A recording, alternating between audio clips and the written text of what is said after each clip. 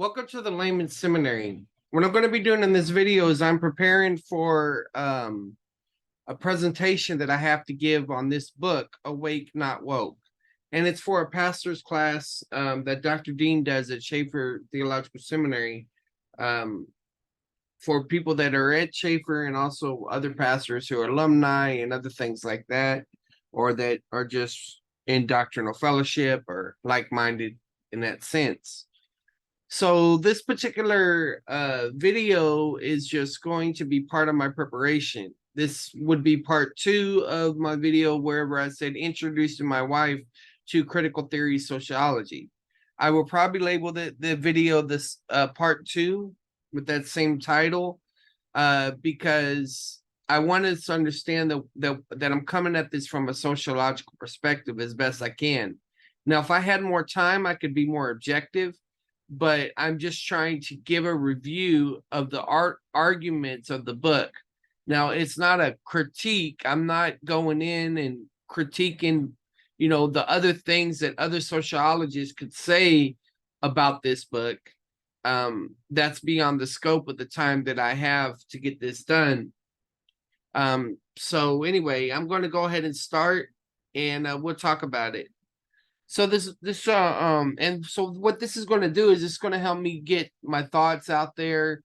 I'm running through the slides familiar, and actually what I'm going to do is I'm going to take this stuff here and actually craft my presentation from it, So this is not the presentation itself, it's a road to the presentation as I'm walking through the book. So I'm not going to be able to get through all the book in this first sitting, but I think we're going to get all the way up till chapter 9. And I wrote chapter summaries for each part of it, so you'll see how all that works. But this book, as far as I know, is written by a Catholic, okay? But there's a lot of area of agreement that a Protestant can have with this, or more particular, free grace. So I'll go ahead and begin. So it's called Awake, Not Woke, a Christian's response to the cult of progressive ideology. Okay, so I think one way so y'all can get an orientation to me is I wrote a blurb once for Dr. Keith Sherlin. He wrote a book about abortion in the first century. And it's my first time ever writing a blurb. He asked people with sociology background, and I was working on my undergraduate in sociology at that time. So this is essentially what I wrote. As a Christian, sociologist, and theologian, I don't know if you could call me a sociologist, but that's what came out. As a Christian, sociologist, and a theologian, am I a theologian yet? Well, I'll have a THM soon, but anyway, as a Christian, sociologist, and theologian, I have a special interest in holistic approaches to life's ethical and spiritual issues. Capital punishment was easy for me to accept based on Noahic covenant in Romans 13. Yeah, because this book also deals with capital punishment. I do not consider myself to be an anti-abortionist activist, but after reading this, that doesn't mean I'm not against abortion. It means I'm not an activist, okay? But after reading this paper, Dr. Sherlin has convinced me, or convicted me actually, that I should act because convenient abortions are a sin. This endorsement is my first active step. Thanks to Dr. Sherlin, I and any reader has in their hands a sound argument against convenient abortions that addresses things from biopsychosocial, spiritual dimensions to deliver an ethical position that sides with God against Satanism. I can see my three enemies, Satan, the world, and the flesh, perpetuating a sinful worldview. But thanks to Dr. Sherlin's book, I can also see that God is sovereign over them. He established human government and gave all human rights so that when one attempts to discern the argument in this book by their own conscience, it will ironically affirm the argument therein. May such holistic, systematic approaches forever reign. All right. And, that's what I wrote at that time. Actually, I was originally approached to do a chapter on homosexuality, but in that book, but I didn't feel I had the abilities and the skill. So then came this. years later, I think it's 2019, 20, something like that. Yeah, 2019 down there. I wrote this: a free grace, biblical, theological, sociological approach to ministering to people living in sinful lifestyles. And this is for my Christian framework class. And so in a portion of it, this is what I said. So this will help give you a little bit of my background. God is sovereign over sociology. This student experienced that truth when his secular sociology professors advised him to take classes useful for ministry. While finishing the undergraduate degree, he took marriage and family class, followed by gender, and lastly, deviant behavior. When same-sex marriage was nationally legalized, he was learning it in marriage and family class. He wanted to understand the issue better, so he took gender sociology. His final class was deviant behavior. And I also had a deviant behavior socialization class years ago, but anyway. His final class was deviant behavior, and he heard speakers from various sinful lifestyles. While in this class, a church friend asked him to contact a Christian friend in the beginning stage of transgenderism. A few days later, this author was asked to write a chapter on homosexuality in a Christian book. He said an undergraduate degree in sociology was sufficient, though this student does not claim sociological specialization. That's what I was just telling you about. He declined for lack of experience in writing. In other words, I declined for lack of experience in writing. I just wish I should have said I, but avoid first person, it gets hammered in your head. But the more, as you get more advanced, you can go back to writing in first person. But anyway, years later, after having taken both Christian framework courses, he returns to this issue. Besides his ministry experience with the Christian transgender man, recently he has encountered two Christian bisexual women, and I got this thing, these notes at the bottom scrolling. Let me turn those off so I can fully see my presentation. Encounter two Christian bisexual women who are co-parenting a son while they seek out in heterosexual husbands in a local church. This paper addresses these two real life scenarios. So that was, issues that I was dealing with. And I try to write about things that I see in the biblical text, that I see relevant to what's going on in ministry around and things like that.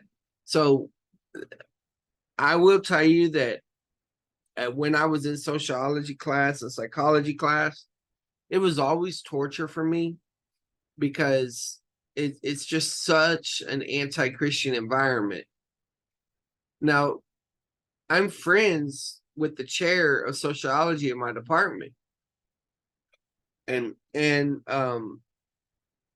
she has been a blessing in my life. God has used her. I have no doubt about that and everything. But you're looking at things from two different worldviews. And one time when I was on my way to Las Vegas to do a sociological Southwestern Association presentation, I think it was about wraith myths, with this other presenter, I was introduced to some professors from Baylor where this chair went, and I remember in that discussion, it was brought up about Christian sociology. And what the chair said was that there's no such thing as Christian sociology. There's just sociology. And I understand what that means. I mean, I've actually heard that there's no such thing as Christian porn, right? That's been something that people have said. They just add in the word Christian as an adjective to something doesn't legitimize it, but her point is that sociology is supposed to take in all perspectives. Okay. It's supposed to. That doesn't mean it does. So in other words, rather than saying Christian sociology, you talk about the Christian sociological approach, or you talk about you're a sociologist that's a Christian versus a Christian that's a sociologist. What's the difference there or whatever. And just I don't have any confidence in sociology. Can it be used when it's with other things within Christianity? Yeah, it can. but I see it more as a tool used for evil. I mean, you think about it, every caseworker, even your associate uh degree level people are exposed to these classes, and these ideas, that are taught there are well, you'll see as the book unfolds. Okay, so this, I just got this offline. You can search this. You can look up the three paradigms of sociology, the three main paradigms. This is just to orient y'all. I'm not even going to use this in my presentation. But it's just to give me an idea what I'm talking about. So these are the three main categories of sociological paradigms. Okay, so you have functionalism, and I'm just going to read this. Social stability is a prerequisite for a healthy and strong society. Social institutions maintain social order. Then you have conflict theory, and that's what this whole wake not woke thing is all about. When Christians were freaking out about all this woke stuff, I'm like, that's nothing new. It's we've known about it for years. Just calling it critical theory or whatever, it doesn't change anything. So conflict theory societies built upon inequality on the basis of social class, gender, race, etc. Social institutions maintain power and equality. And then the symbolic interactionism is interactions are done through the exchange of words, signs, symbols, which have the power to shape thought. Now, in the first video, I went through some of these things with my wife, just freestyling, talking about these things as they relate to reality, modernism, postmodernism. Uh, I talked about Comte and moving from theological to metaphysical to positivistic, and all of that type of stuff. So you can go back and see that. But then again, I did talk about, I think I talked about the dialectic in there, but Hegel basically taught that you have a thesis and an antithesis, and then the result of that is a synthesis, and then there's another conflict that causes another synthesis, and so on and so on, and it never ends. You know, this was applied by Marx and Engels, and I think what we need to do now at this point is we need to talk about the difference between, and like I said, this is just a chart I got off in the internet. But what I do is I search for the thing I want compared, and then I'm able to find the chart, But this will just give you an idea of what I'm saying here. Conflict theory usually is tied with viewing, well, Marxism, right? It's usually reduced to Marxism and stuff. But there's some comparisons here, and you'll see this right here. So you have the origin of the conflict. Marxist says it stems from the powerful oppressing the powerless, e.g., the bourgeoisie oppressing the proletariat under capitalism. Conflict theory says it's generated by many factors, regardless of political and economic system. So you see that? Marxist is all about the economy. Conflict is other things, culture, the nature of the conflict. In Marxist, it is socially bad and must and will be eliminated in the socialist system. In conflict theory, it's socially useful and necessary and cannot be eliminated. Major participants in conflict. The owners of the means of production and the workers are engaged in the only conflict that matters. But in conflict theory, conflict takes place everywhere between all sorts of interest groups. Social class. Only two classes are defined by their relationship to the means of production, the bourgeoisie and the proletariat. The aristocracy and the lumpen proletariat are parasite classes that will be eliminated. Conflict. There are a number of different classes of society defined by their relative wealth, status, and power. And it seems like they don't want to talk about who should be eliminated and all that. But anyway, concept of law. It is the tool of the ruling class that criminalizes the activities of the workers harmful to its interests and ignores its own socially harmful behavior. Conflict. The law favors the powerful, but not any one particular group. The greater the wealth, power, and prestige as a group has, the more likely the law will favor it. Okay. So, same thing with critical theory, right? Just narrowing it down to what this says. So your definition, critical theory is a philosophical and sociological approach to understanding power and equality in society. Its emphasis, it emphasizes the importance of questioning dominant cultural narratives and promoting the voice of marginalized groups. View of power. Critical theory sees power as unevenly distributed and used to maintain and reproduce social inequalities. And the goals, it seeks to challenge and transform power structures in the pursuit of social justice and equality. Now, I could have found anti-Christian stuff. I just went with general sociology stuff that's available for everyone to be out there because I want you to see what is being articulated in the classroom, you know. So the title for this book comes from Ephesians 5, 14. Awake, O sleeper, and arise from the dead, and Christ shall give you light. So being awake, being aware of things, being not complacent is a good thing. So essentially, we're going into the introduction, and I just got the outline here. And then from this outline, I went and I broke it down, but I just want you to see what I did here. You see that it's divided up into big parts, the chapters and all of this stuff. And whenever I made my summaries, I considered all of that. And I'll be stopping at chapter 9 today. So I have way more to go. Whoa, I don't know why that says chapter 19 there, but I'll work on that. Anyway, so you have your introduction, okay? Well, this is my summary of this, okay? The book begins by illustrating the breakdown of the ability of words to convey reality. When everyone at a place, I think it's called Wellesley College, there's a commencement speaking their truth. In other words, I think it's a all women's college or whatever. And whenever they come to all men are created equal, they change it to all women. But then now there's people just shouting out everything because they all identify as something different, you know, and it just, it's chaotic. Is the way the book begins with this illustration. I said the Catholic author compares the breakdown to the inability to build the Tower of Babel. I thought this is interesting that this book is making a comparison about the Tower of Babel. The Tower of Babel was not a positive thing. And basically what the book is trying to say is that there's a breakdown in communication, in truth, and we can't build anything. And this is going to be the downfall of our own society.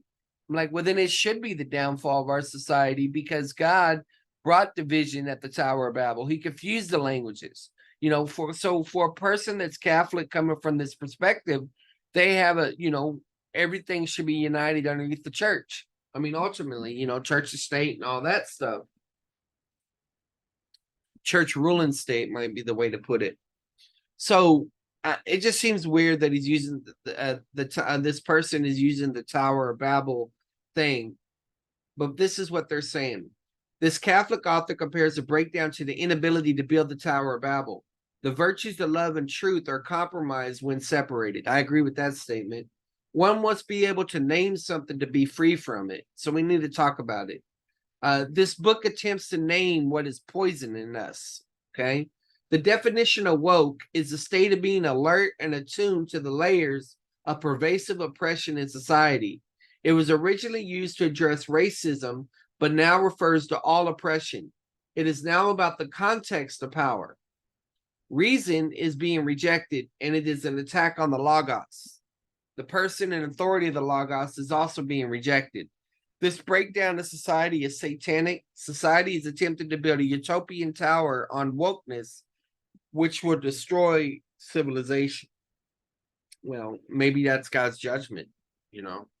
If you want to compare it to Tower of Babel, then maybe this is part of God's judgment, this breakdown, if you will. But things are going to get real organized in the tribulation.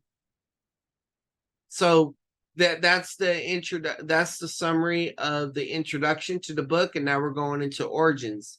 The first chapter is labeled "You Should Be as Gods," and so chapter 1, "You Should Be as Gods." There was a lot of anecdotal stuff. Like if you were putting this stuff in your sermons for support or whatever, that would be good. But I reduced this chapter to a short paragraph.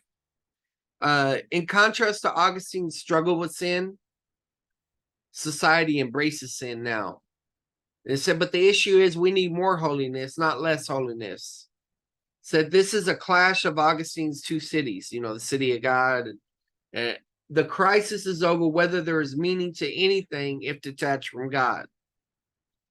So then we have this chapter 2 on the road to Frankfurt. Now, I really liked it when I finally got to this chapter because it was really saying what I've been thinking about every time I hear about critical theory and all that. I'm like, it's nothing new. Chapter 2, the road to Frankfurt, Hegel, dialectic, and consciousness. Marx adopted the dialectic of Hegel, which taught that there was always a movement from thesis and tension with antithesis until a new synthesis arises, and then it continues to repeat. Conflict theory was based on this. Originally, it focused on conflict between the owners and the workers. That's the whole economic Marxist thing, right? Religion was the opiate of the masses in that it distracted the people from changing the miserableness of their situation. The people had to be awoken by others so that they were aware of their situation and would do something about it. Engels wrote with Marx in The Origin of Family. It advocated women joining the workforce to escape their husband's oppression. As a result, the women will be available for sex. That doesn't mean sex with their husbands, since they do not depend on their husbands for support as much. He also wanted children to be raised by the community. All right, so that's the summary of that aspect. That's the tie-in with Marxism, right? Then you got Coming to America. So this is going to talk about how the Frankfurt School came to America. Chapter 3, Coming to America. Even though Marx believed the revolution would eventually happen, the only place it did in part was in Russia with Lenin. The Frankfurt School was created to examine why the revolution didn't occur everywhere and why it succeeded in Russia. Lenin knew academic activists needed to wake the people to revolt against the perceived oppression. He worked up the working class to engage in the revolution by any means necessary. So in other words, this whole idea that they needed intellectuals, they needed academic ones because they have influence, right? And they can be a little bit subversive and stuff. They're taught in classrooms. What can be shared as theory and idealistically, it translates into practice and things like that. Nothing new there. People know about that stuff in the 60s. And a lot of those people from the 60s are now your professors and stuff in seminaries now. I mean, seminaries too, but in colleges and stuff. So then we got this discussion about Gramsci, right? You hear this all the time. But anyway, it's talking about this cultural hegemony. Basically, this is arguing that it wasn't enough to dominate the means of production, control the means of production, and redistribute things. You had to dominate the culture. He believed that the ruling class determined the culture's values and used religion to keep the workers content enough not to fight back. He believed in the march across the institutions where, for example, the universities were infiltrated with academic activists for the cause. The Frankfurt School should infiltrate the family and the academy and the culture. To escape Germany, they went to Columbia University, and John Dewey and other neo-Freudians joined them. So they sought to change the family institution. They believed the reason the revolution did not occur was because of authoritarianism. The patriarchal family with traditional religious values supported this. So the father must be brought down and the mother lifted up, yet the children must still rebel. The father was taught that only sexual activity and psychology would liberate him. This caused the mother and children to lose respect for the father. The Frankfurt School were perverts. Lukács hated gender roles, family, and marriage. He believed that revolution did not happen because of the psychology of the working class. He focused on the revolution and sex. Yet he banned free speech in newspapers. He caused children to rebel by replacing their religious education with sex education. Wright's mother had an affair that he exposed. He found out his mother was having an affair and he exposed it. And as a result, she killed herself and the father became suicidal. He was a sexual pervert following Freud. He wrote the book, The Sexual Revolution, and argued that sexual repression was causing political repression, and he mandated sex education. So, in addition to changing the family, they sought to change the academy. The Frankfurt School worked their academia through academia is probably what it says, because it did not raise suspicion. Critical theory focuses on change over knowledge by being explanatory. Kind of weird why they say explanatory, but then say over knowledge. But anyway, explanatory, practical, and normative.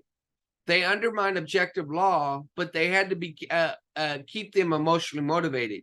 And this is what's so cognitively dissident when you're in a sociology class, is you're given these three paradigms, and these three paradigms, the three main paradigms, and as well as the subcategories of them, they all contradict each other. They're all mutually exclusive.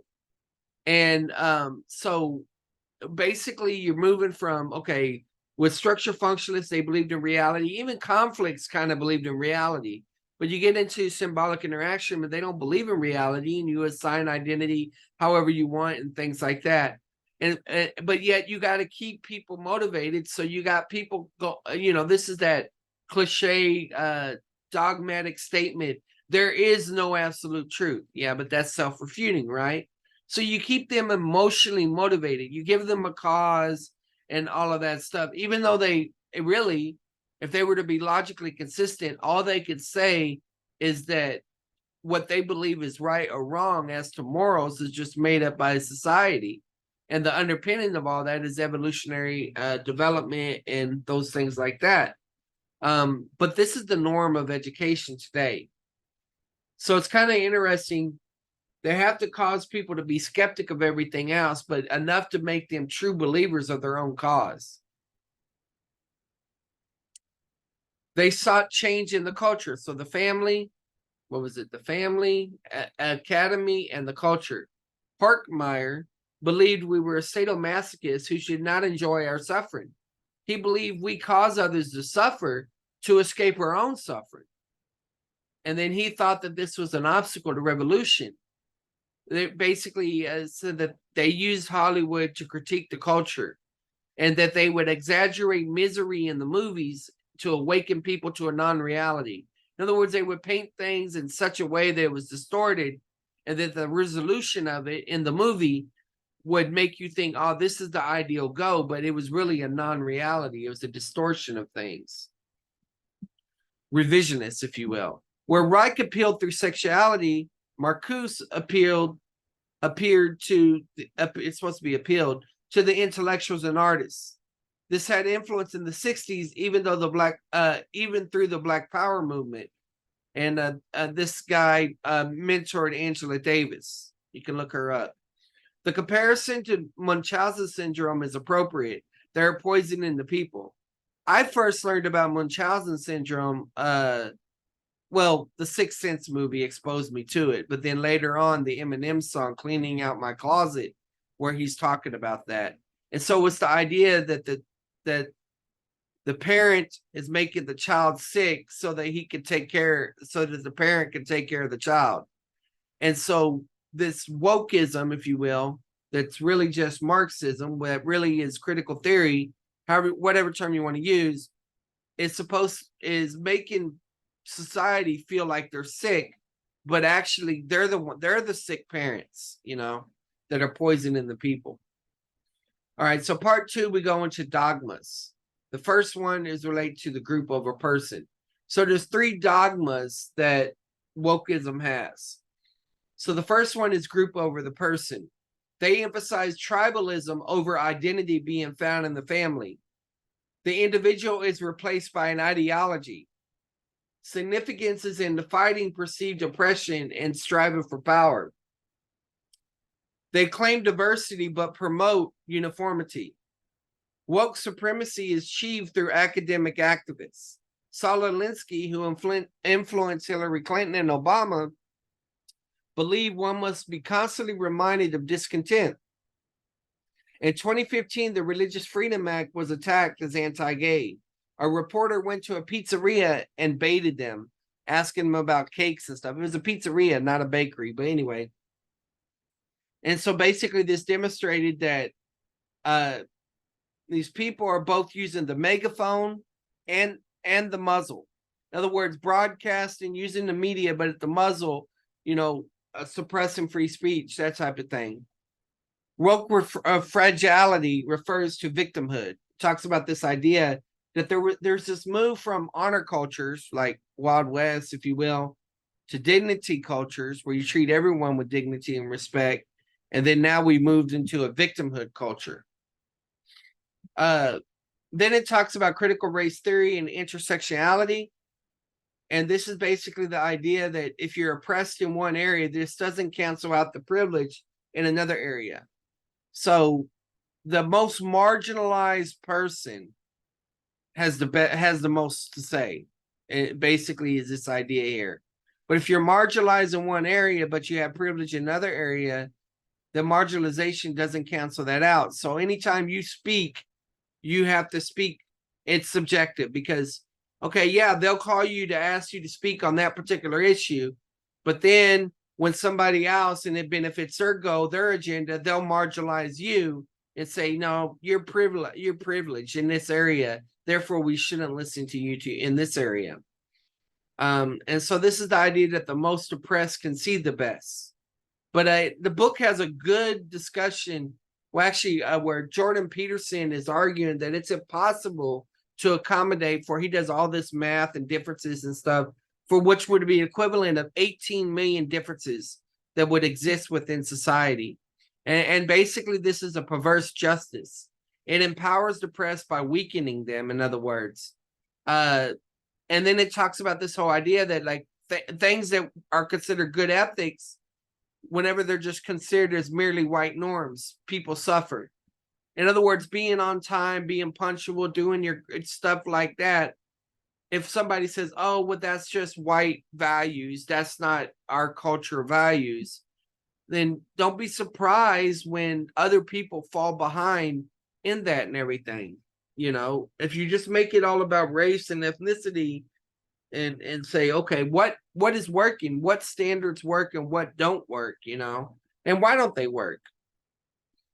So the other thing, remember the three dogmas: group over person, and now this is will over reason. And so in this section here, it talks about Azusa Pacific University, basically a Christian school, where it says that it's an example of how they diminish God in order to disobey him. So you got to diminish God to disobey him. This therapeutic culture that promotes selfish, resist societal taboos. The pleasure principle should be valued over the performance reality principle. So natural law must be denied. And then it talks about Martin Luther King, just war, the Nuremberg trials, objective law, for what's going on there. And then it mentions about Biden here. Biden in 2018 wrote in Sarah McBride's book, so this is before he became president, we are in an inflection point in the fight for transgender equality, what I have called the civil rights issue of our time. And it's not just a singular issue of identity. It's about freeing the soul of America from the constraints of bigotry, hate, and fear, and opening people's hearts and minds to what binds us all together. So that was what we were said before he ever got president, according to this author, quoting that book. So basically, they're trying to change human nature into only class nature. The book makes a comparison between Mayo and wokeism, and basically how it talks about how Planned Parenthood redefined what it means to be human, and that there's attempts to remove distinctions based on biology, result in the man growing boorish and the woman hardened. They're just talking about these things. The revolution required the rejection of heterosexuality and fidelity, even in some of the people. These are just sound bites from the book, but I'm just giving you an idea of what's being talked about here. Chapter 6, Power over Authority. Mayo said men were dominated by the political, religious, and the family system. Overturn the political authority of the landlords, and then men will fall. Wives should be required to work as the family eroded, and so would religious authority. Modern day struggle sessions are going on. basically a struggle session is wherever you allow the minority to come in and criticize you, and you don't say anything to them in response. The oppressor remains silent as the oppressed berated. They attacked religious authority. Now it's called critical race training or diversity training or something like that. It rejects the authority of office and of knowledge. True authority is not authoritarianism. The F scale measures the propensity of fascism by the degree of participation in traditional family and religion. So this is just the whole argument that they're against the traditional family and religion, which the Catholics don't like for obvious reasons too. Authority reveals internalized oppression. So they want everybody to question authority, especially fatherhood. The concept of authenticity is tied to authority. This is what the book's saying in a positive light. So if you're not authentic, if it's not authentic, it's not authoritative. They mean so the wokes want to wear sin as a badge of honor. For the Christian, it's about struggling with the sin, right? Woke theory strips his people of power by enslaving them to their desires and building their idea around their oppressors. And the crowd and the victim, chapter 7. So here again, this is a kind of weird comparison, but it makes a comparison about how Peter denied Christ because of the mob. Now that happens, I understand that comparison, but it says humans mimic each other. That there's a move from covenant objects to covenant subjects. So you have scapegoats that appease the woke gods, and that Christ is the perfect victim, right? And that's what the Catholic is saying there. But innocence is a threat to woke ideology. You know, they don't want children to be innocent because it keeps, if the children are innocent, relatively speaking, it keeps them from having traditional values and keeps them from acting out.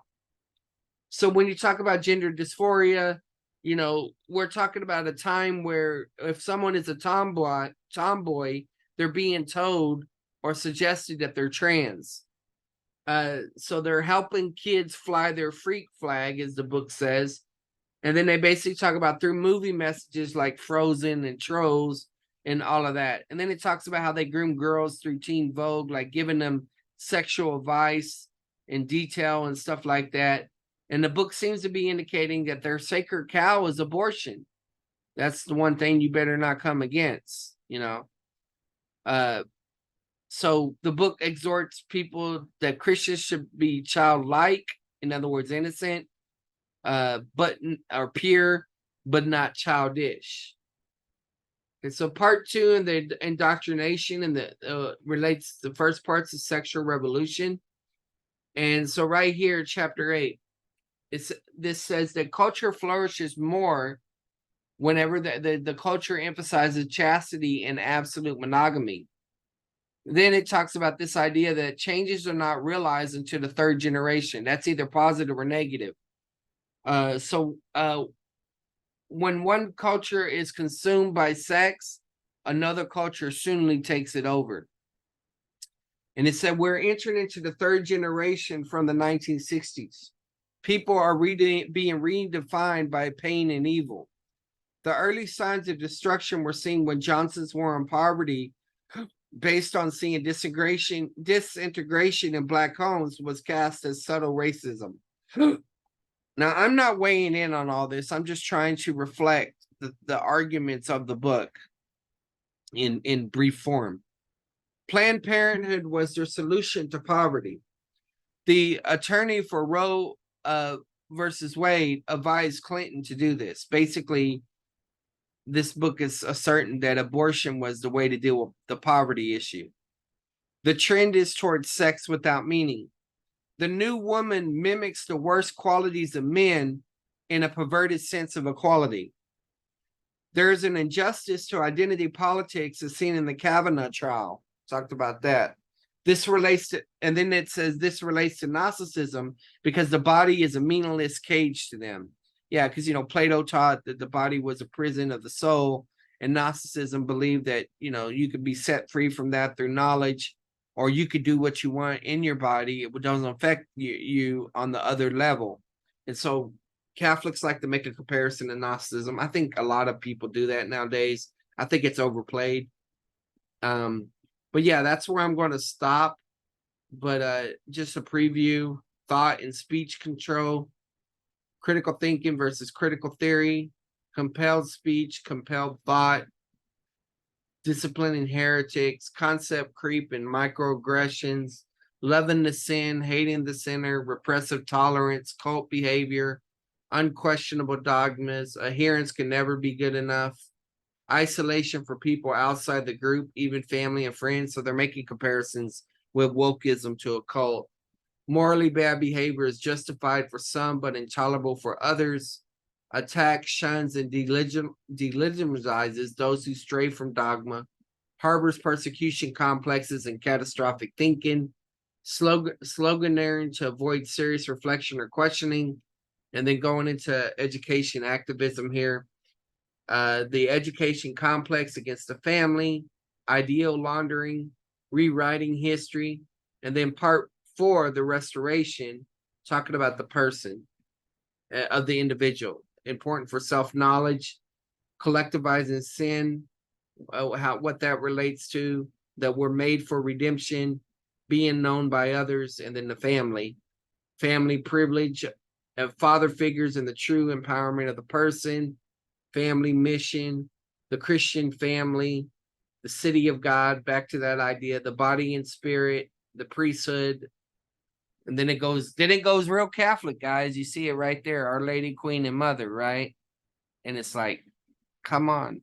I could use the same arguments against the Catholics that this book's using against wokeism, because of just the whole connection with conflict theory.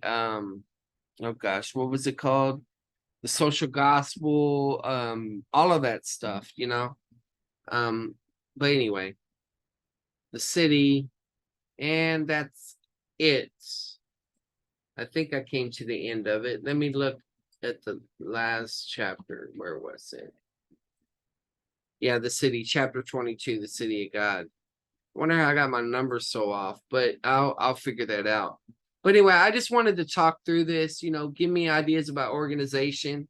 I'm not going to be able to put all this stuff in one presentation clearly, but it just gets me thinking about how I will just talk off the cuff about some of this, and combined with what I was talking to my wife with in the first video and with this one, I think that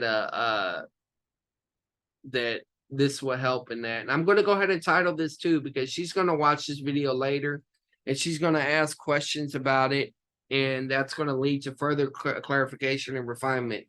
It's a blessed thing when you have your wife to study with you and to tell you your strengths, your weaknesses, and all of that. So, yeah, guys, if you were blessed by this video, subscribe, hit the bell for notifications so you don't miss out on future content. Like it so it helps with the algorithm purpose by giving a thumbs up. Share it with others that you think would benefit. Most of all, keep this ministry in prayer. If you feel like God's blessed you through this ministry, you can donate through PayPal that's underneath the About section or underneath most videos. And there's also YouTube has other options for giving as well.